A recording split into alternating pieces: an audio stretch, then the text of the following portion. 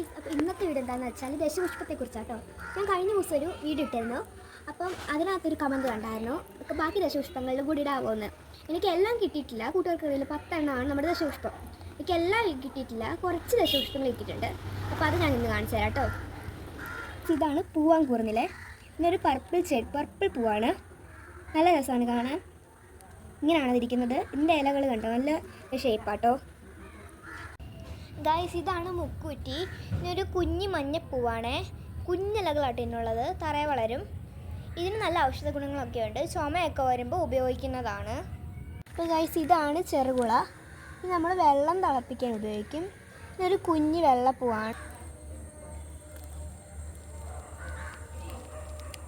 അപ്പോൾ ഗായ്സ്, ഇതാണ് മുയൽച്ചെവിയൻ.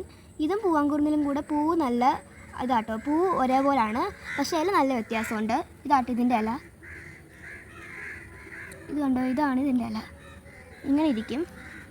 പൂ നല്ല ഇതാണ് കാണാൻ, ഒരേപോലെ തന്നെ ഇരിക്കും. ഇതാണ് മുയൽച്ചെവിയൻ.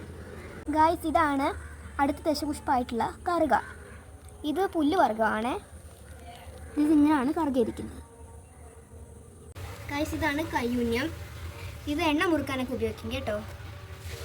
ഒരു വെള്ളപ്പൂവാണ് ഇതിനുള്ളത്. അപ്പോൾ ഈ പറഞ്ഞ എല്ലാ ദശപുഷ്പത്തിനും ഔഷധ ഗുണങ്ങളുണ്ട്. ഇത് കർക്കിടകത്തിൽ ഔഷധ കഞ്ഞിക്ക് യൂസ് ചെയ്യും. അപ്പോൾ ഇതൊക്കെയാണ് നിങ്ങളുടെ ഗുണങ്ങൾ. കുറേ ഞാൻ ഗുണങ്ങളൊക്കെ അടുത്ത വീഡിയോയിൽ പറയാം. അപ്പോൾ എല്ലാവർക്കും ബൈ ബൈ.